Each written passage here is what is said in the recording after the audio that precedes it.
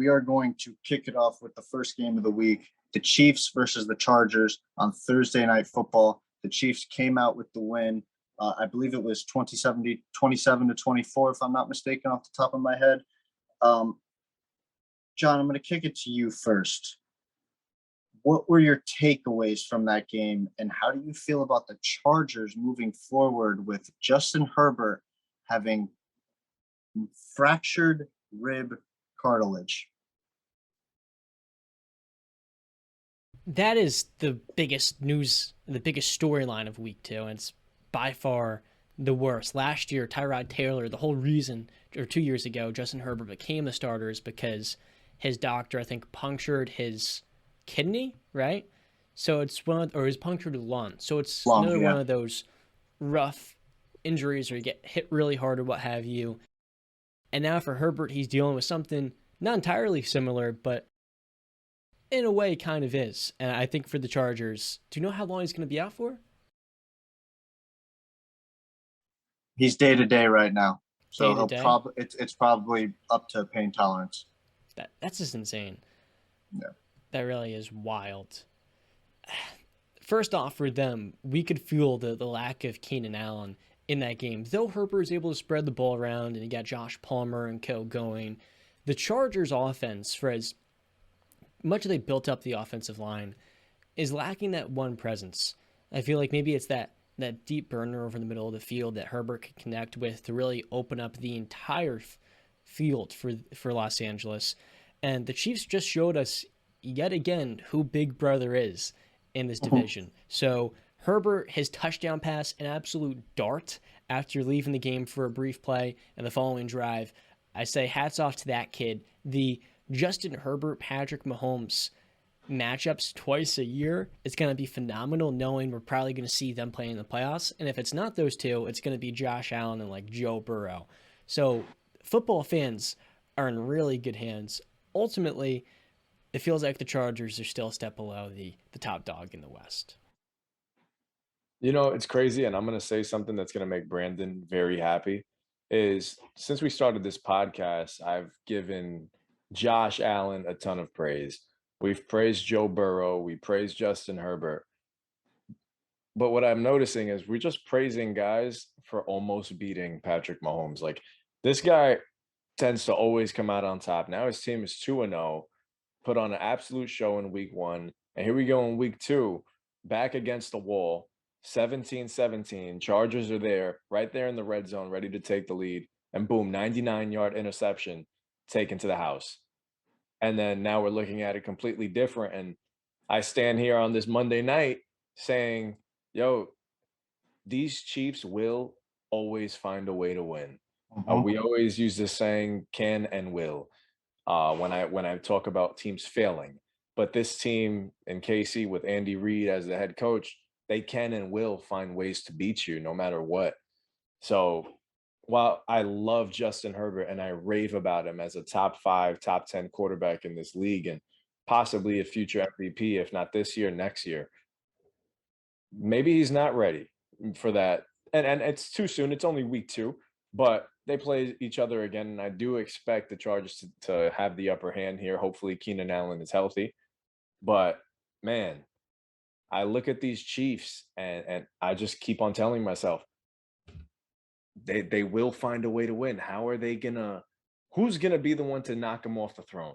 Who really is? Cincinnati, I feel like after now going 0-2, just ran into some luck. You know, we always watch playoff football and who's gonna be the team to catch that head of steam, you know?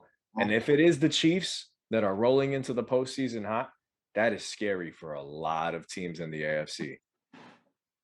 So I will say, the one young kid that you mentioned, young quarterback you mentioned that actually did get past Patrick Mahomes is that kid Joe Burrow in Cincinnati. But for me, it's just, I mean, I'm not surprised. Why should I be surprised? I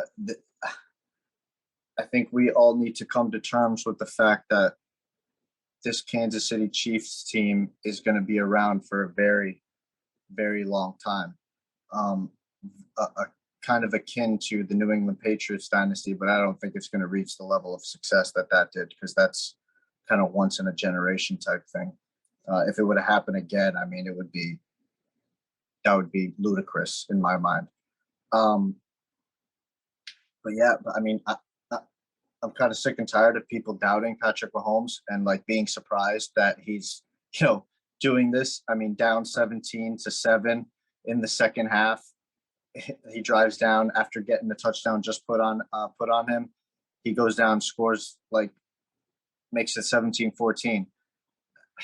I'm not surprised with Patrick Mahomes. Did we all not see it? I tweeted this and I said, why are we shocked about Patrick Mahomes coming back?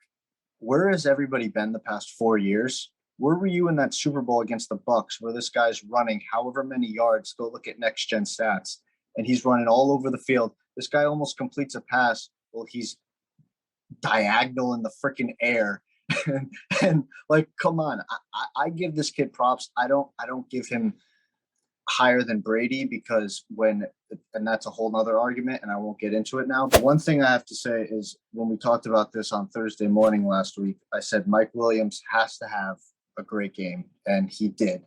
Eight catches, 113 yards, and a touchdown. He owned all the Chiefs DBs. I even tweeted on that insane touchdown grab that he had with one hand on Snead. I tweeted, wow, I was thinking to myself, these guys need to put what's his first name? Legarius, or the Snead for the Kansas City Chiefs. He was his first name. Legarius? Yep. Okay. Look at me, dude. Legarius Snead. I tweeted, I was thinking they should put Legarius Snead on him. He's got the size to match up with him.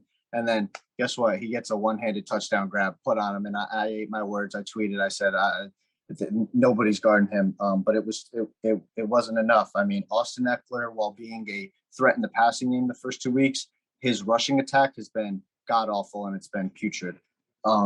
J.C. Jackson coming back from injury, he did not look good. He got burned by a fifth rounder in Justin Watson. I tweeted after that. I said, I'm not saying J.C. Jackson's going to bust in LA, but I'm saying we have seen plenty of times New England Patriots players leave the system and not be what they were in the system. I'm not saying he won't be good in LA. Maybe he won't be, as good as he was in New England. Jury's still out. And then on that interception, like you said, Justin, Everett, who's been playing like an absolute, I mean, him and Herbert look like they have a great connection already. The Rams should have never lost him, because he was a really good safety blanket for Stafford. Yeah, but on that pick, I mean, if you remember before, he was literally calling in. He was like, sub me out. I need to come out. I'm gassed. And they were like, no, we got to catch you off guard. So the Chiefs can't substitute. So we got to go. Herbert throws it. And it looked like at the last second, Everett moved while Herbert was throwing, and it was a direct pass straight to the cornerback. I mean, I don't really blame that on either guy. It really just chalks up to that. I would probably chalk it up to they were rushing too much, and it just wasn't a good play call. But yeah, my eyes are open for that Herbert injury, because he did not look good. There were points where, I mean, there was that one play where he was scrambling and he couldn't even throw the ball down the field. We all saw it. It looked like, I mean, he was, fighting through it, but it looked bad. And those two hits that he took back to back didn't look like the hardest hits, but they hit him right in the perfect spot. And that's what I've been telling you guys about Josh Allen. And he likes to take the hits. All it takes is one, and they don't even have to look that vicious. On the bright side for the Chargers is that game was on Thursday. So if it was Sunday and they had to turn around and they had to play this upcoming Sunday, it'd be rough. But being that they have a couple more days to take some time, give Justin Herbert as much rest as he needs. And like you said, it's about pain tolerance for him. I completely expect him to be out there on the field. He's a tough cookie, man. I'd find it. I'd be pretty surprised if he's not on the field this week. And one thing that I did say on Thursday morning that I don't know, I think Justin and John, you guys might have agreed on this, that you both didn't think Travis Kelce was going to have a big game, and I believed he was. He was neutralized. They really made him like their number one target on defense, where they were like, you can't have Travis Kelce. Still had 5 for 51, 10 yards a catch, but he was basically neutralized. Mahomes, once again, how many receivers here? 1, 2, 3, 4, 5, 6, 7, 8, 9, 10. 10 different players got targeted. 9 different players caught the ball. This is a spread out offense, and Patrick Mahomes is thriving, and he's just going to get better and better in this. And look out. Do you guys have anything else to say on this Kansas City Chiefs Chargers game, or? Not a great start from Austin Eckler. Definitely not Yeah. the start of the season many people would hope to see at their Chargers fans. I mean, 2.8 rushing yards a carry is putrid for a back that I was calling top 5 a couple months ago with JQ on the show.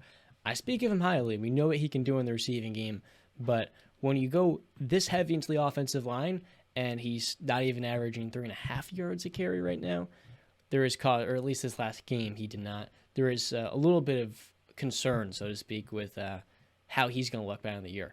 So with that being said, Derwin James had a ferocious hit on Travis Kelce. I think that should remind us that he is him, and Kelce wasn't in line for that monster game with him being in the fold. I said he wouldn't have over 100 receiving yards. You said he would, right?